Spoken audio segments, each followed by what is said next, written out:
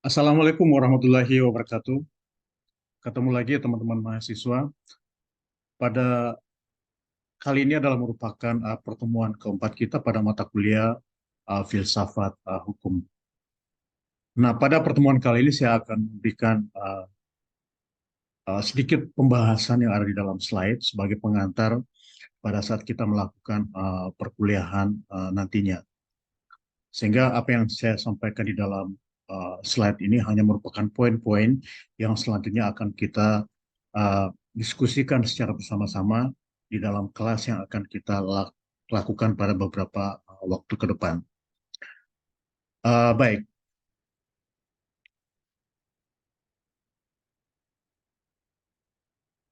nah, ilmu hukum dan filsafat hukum adalah dua hal yang berbeda, ya.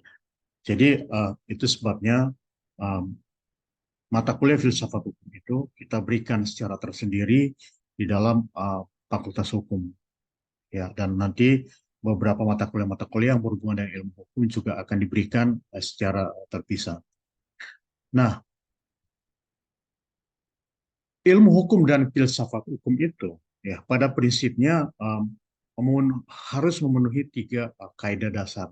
Nah, yang pertama, hukum itu adalah kaidah-kaidah baik yang berbentuk perintah ataupun larangan. Nah, itu poin utama dari suatu hukum. Ya, ada perintah, kemudian ada larangan. Nah, kemudian kaidah-kaidah itu disebut dengan norma hukum. Jadi, dalam praktiknya pasal-pasal yang ada di dalam peraturan perundang-undangan itu yang kita sebut ya dengan norma-norma. Nah, normanya itu bisa mengikat, bisa berbentuk perintah, bisa juga berbentuk larangan. Nah, selanjutnya masyarakat juga mengenal istilah norma, etika atau etiket atau norma moral gitu. Nah, di dalam masyarakat kita tuh ada juga yang kita sebut sebagai moralitas seperti itu. Tapi apakah moralitas itu sama dengan hukum? Nah, kita akan ikuti pada pembahasan-pembahasan selanjutnya. Nah, sebelum kita lanjut, kita lihat dulu pembagian filsafat hukum ya oleh beberapa ahli hukum. Ya, nah, yang pertama itu pembagian filsafat hukum yang dilakukan oleh Profesor Northrop. Nah, dia mengemukakan bahwa filsafat hukum itu dibagi atas lima mazhab. Ya, yang pertama itu adalah mazhab legal positivism. Kemudian yang kedua adalah pragmatic legal realism. Kemudian yang ketiga adalah neo-Kantian dan Calcinian ethical jurisprudence. Kemudian yang keempat itu adalah functional anthropological dan sociological jurisprudence dan naturalistic jurisprudence. Nah, dalam perkuliahan selanjutnya kita akan membahas itu secara terpisah. Tapi saya ingin memberikan gambaran secara umum dulu apa itu legal positivism. Nah, legal positivism itu atau positivisme hukum itu ya adalah merupakan suatu aliran hukum, aliran filsafat hukum yang mencoba memisahkan antara norma hukum dan norma moral gitu. Jadi di dalam um, uh, positivisme hukum ini atau legal positivism ini, hukum tuh harus tertulis ya, sehingga disebut sebagai positivistik. Jadi kalau dia tidak tertulis, maka kita tidak sebut itu sebagai suatu hukum. Nah, kemudian ada yang disebut sebagai pragmatic legal realism. Legal realism itu adalah sebenarnya adalah merupakan suatu gerakan hukum atau movement yang itu lebih banyak ada di Amerika Serikat seperti itu ya. Nah, um, apa yang menjadi kajian di dalam legal realism ini adalah dikatakan bahwa hukum itu bersumber dari kekuatan-kekuatan sosial ya dan alat kontrol sosial gitu ya. Jadi aliran hukum ini ya beranggapan bahwa sumber-sumber kekuatan-kekuatan hukum itu justru dari hal-hal yang bersifat sosial ya, dari lingkungan dan seterusnya seperti itu, dan juga sekaligus sebagai kontrol sosial. Kemudian yang ketiga itu neo-Kantian. Ya, neo-Kantian itu tentu adalah filsafat yang dikembangkan oleh Immanuel Kant Kemudian Cartesian itu ada aliran-aliran filsafat hukum yang dikembangkan oleh Hans Kelsen, yang juga kita akan pelajari pada perkuliahan berikutnya. Kemudian yang keempat itu adalah functional anthropological sociological jurisprudence. Nah, seperti kita ketahui bahwa sociological jurisprudence itu adalah mempelajari hubungan masyarakat itu dan hukum. Ya. Nah, kadang-kadang di masyarakat itu kita melihat bagaimana hubungan antara das solen dan das sein. Hubungan antara bagaimana hukum itu yang tertulis dan bagaimana implementasi hukum itu di dalam masyarakat. Nah, hubungan masyarakat dan hukum. Nah, memisahkan hukum positif dan hukum yang ada di dalam masyarakat. Nah, itu yang menjadi kajian dari sociological jurisprudence atau anthropological jurisprudence. Nah, kemudian naturalistic jurisprudence, tentu kita paham bahwa ini adalah hukum alam. Nah, kemudian pembagian yang berikutnya dikemukakan oleh Profesor Lili Rasidi. Ya, pada prinsipnya bahwa ini sama sebenarnya dikemukakan oleh Profesor Northrop, tetapi Profesor Lili Rasidi hanya membagi beberapa aliran-aliran hukum itu ke dalam beberapa bagian seperti itu. Misalnya aliran hukum atau yang aliran hukum alam yang oleh Northrop disebut sebagai naturalistic jurisprudence seperti itu, ada irasional, kemudian ada rasional. Kemudian ada hukum positif analitis, kemudian ada hukum positif yang murni. Nah, kemudian yang ketiga adalah aliran utilitarianisme. Nah, ini yang agak berbeda dengan yang dikemukakan oleh Profesor Northrop. Nah, aliran utilitarianisme yang dikemukakan oleh Profesor Rasidi ini adalah merupakan aliran filsafat hukum, ya, yang ingin melihat hukum itu dari perspektif kemanfaatan dan kebahagiaan masyarakat karena adanya hukum yang berlaku.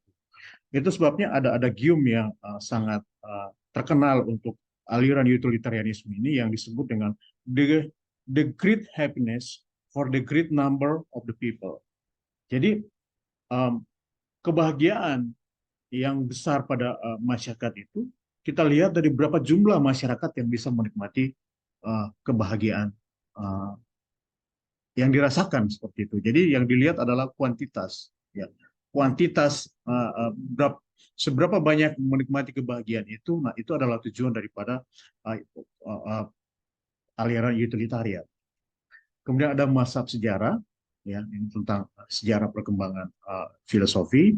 Kemudian sociological jurisprudence, sama yang saya sudah sampaikan sebelumnya. Kemudian ada pragmatic legal realism, juga sama yang dikemukakan oleh Profesor Northrop. Nah, ada satu lagi ahli filsafat hukum, yaitu Profesor Soeharjo, membagi filsafat hukum itu ke dalam 9 aliran. Ya, meskipun sebenarnya hampir sama dengan kedua ahli filsafat sebelumnya. Nah, aliran yang pertama itu adalah aliran hukum kodrat, yang kedua itu ada idealisme transendental, Kantianisme, ya, atau filsafat yang dikemukakan oleh Immanuel Kant. Kemudian ada aliran neo-Kantianisme, kemudian ada aliran sejarah, ada aliran positivisme hukum, ada aliran hukum umum, ada sosiologi hukum, ada realisme hukum, dan ada bebas. Nah, ketiga pemikir tersebut, ya, dalam membagi-bagi aliran dalam filsafat hukum itu memang nyaris tidak sama, meskipun banyak persamaan. Karena memang tergantung dari perspektif atau penafsiran masing-masing di dalam memilah-milah aliran dalam philosophy of law atau filsafat hukum. Nah, kita lihat misalnya di dalam aliran hukum alam. Nah, aliran hukum alam itu seperti kita lihat di penjelasan Profesor Soeharjo sebelumnya, bahwa aliran hukum alam itu dibagi dua. Ada aliran hukum alam irasional, kemudian ada aliran hukum alam yang rasional. Nah, irasional itu adalah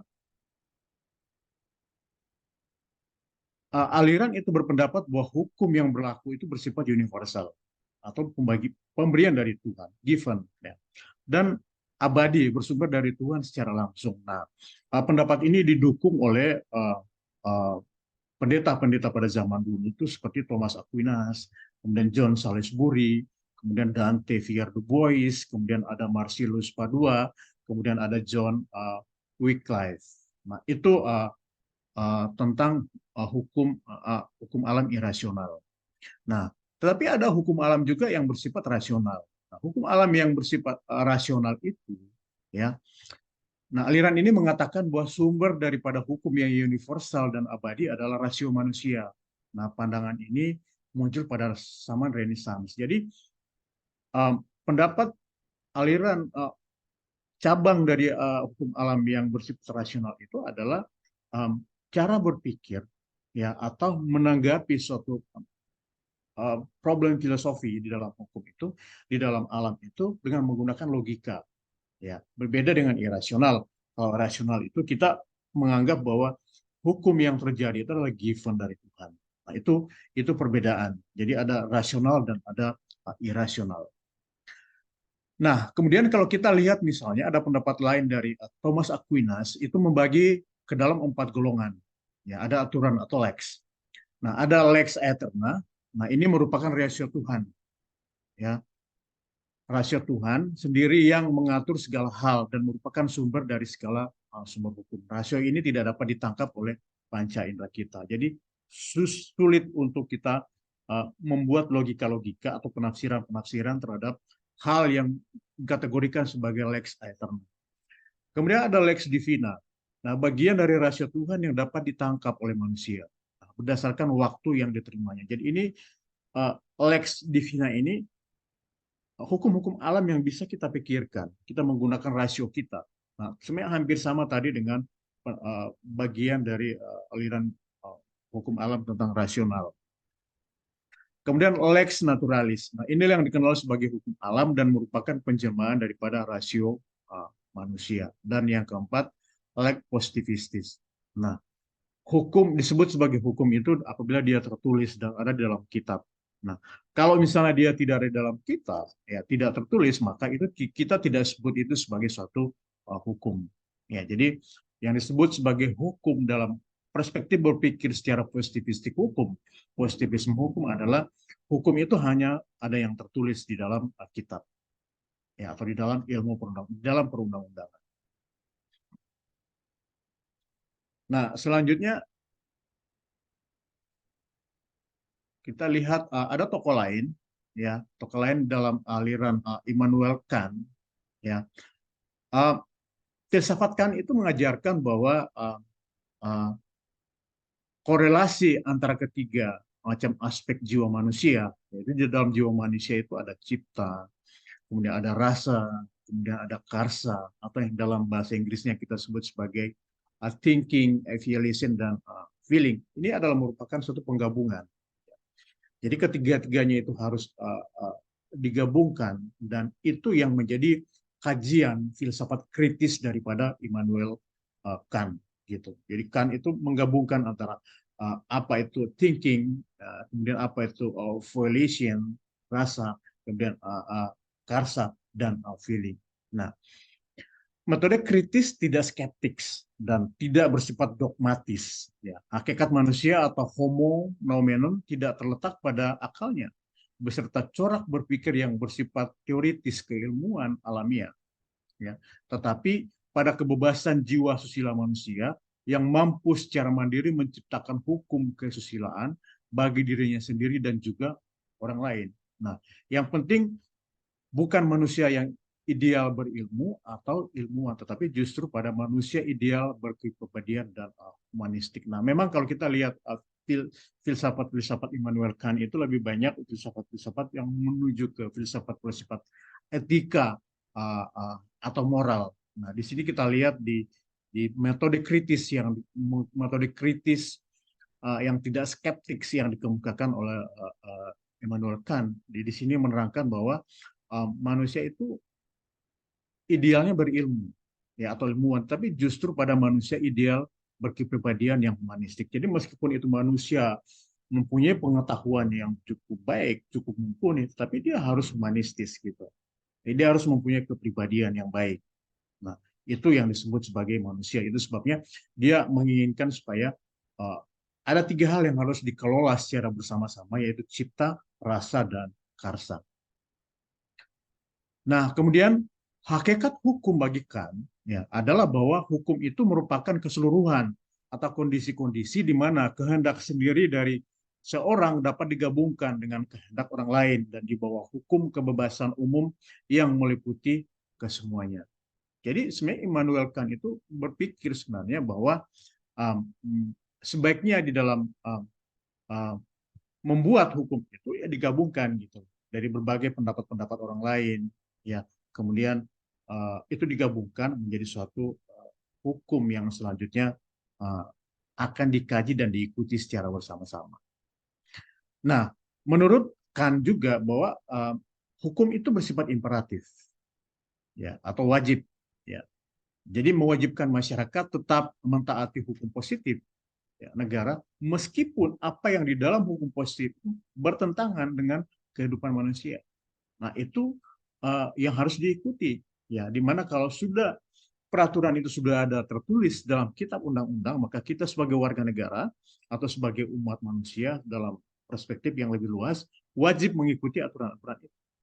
Nah, dalam abad ke-20 ini ada perangkat-perangkat hukum yang sekarang sudah disediakan, misalnya. Katakan ada suatu norma di dalam undang-undang yang kita tidak sepakati atau tidak cocok, kita anggap itu bertentangan dengan norma um, yang lebih tinggi, misalnya dengan Undang-Undang Dasar kalau di Indonesia, maka kita bisa mengajukan ya gugatan ke Mahkamah Konstitusi supaya norma-norma yang kita anggap bertentangan itu bisa dihapus atau bisa diganti, ya.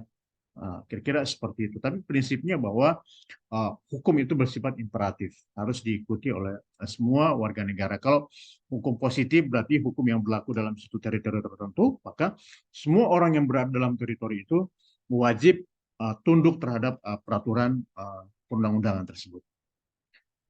Nah, kemudian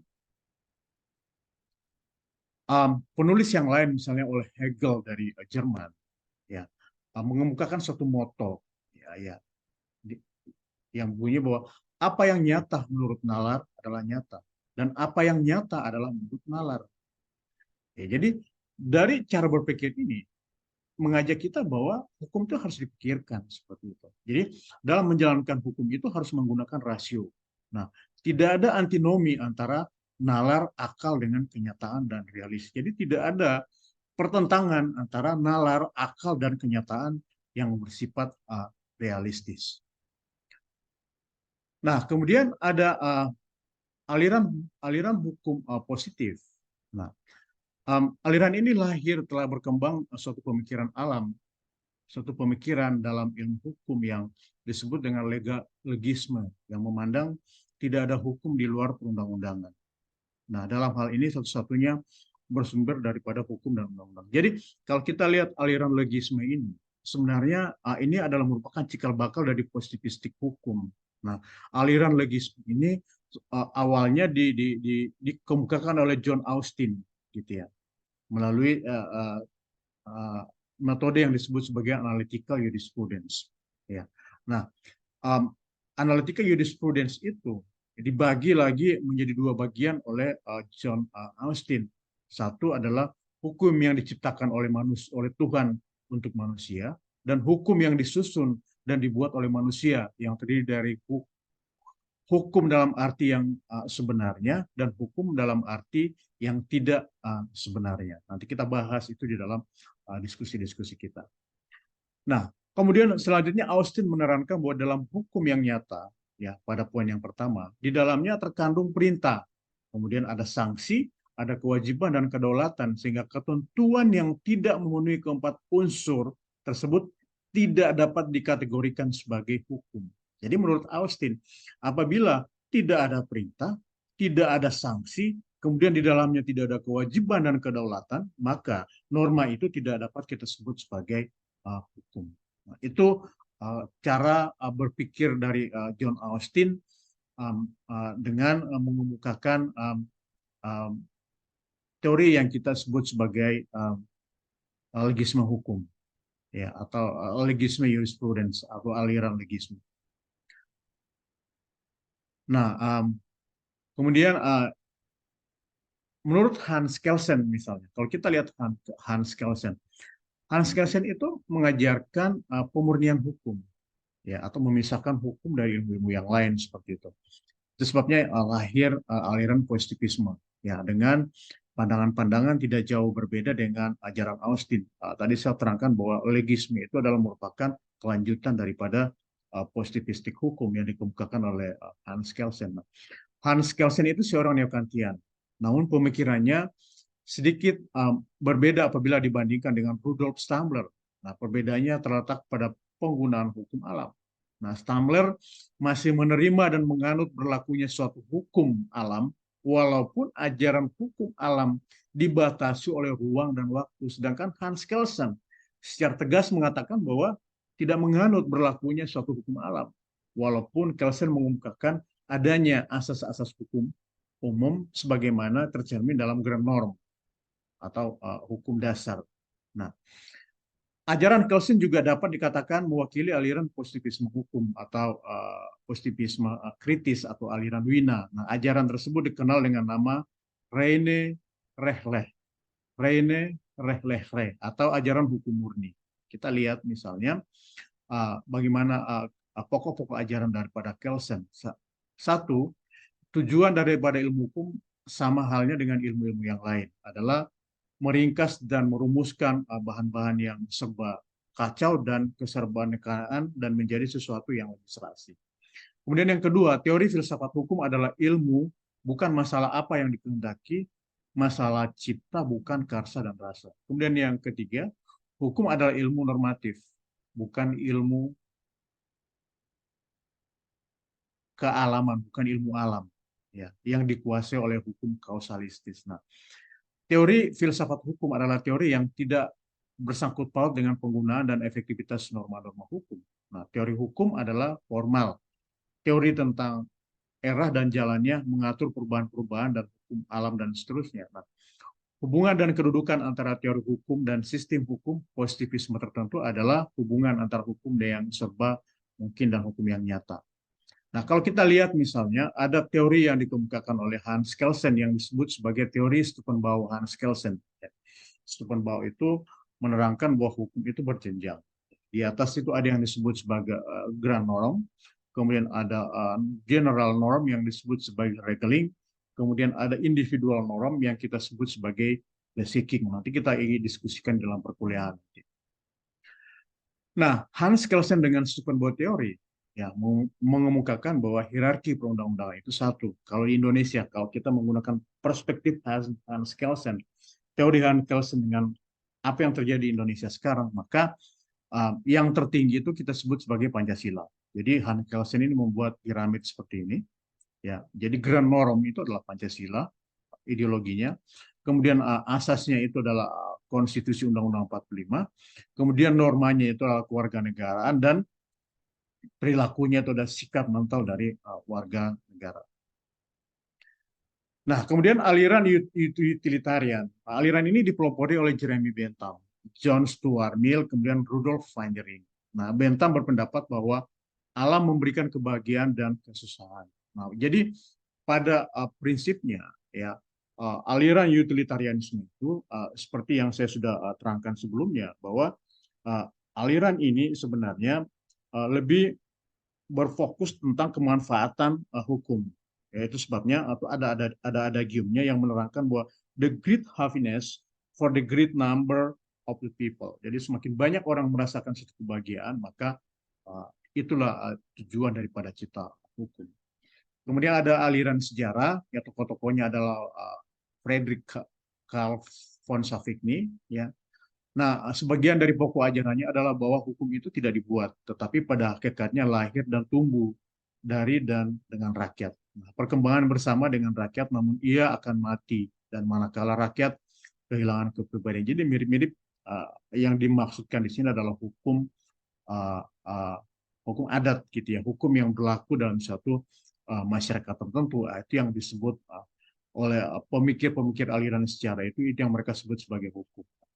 Sumber hukum intinya adalah hukum kebiasaan, adalah Fox gaze jiwa dan jiwa. Jadi yang mereka sebut sebagai hukum itu hukum kebiasaan, atau yang di Indonesia kita sebut sebagai hukum adat, dan yang itu yang berlaku di dalam masyarakat.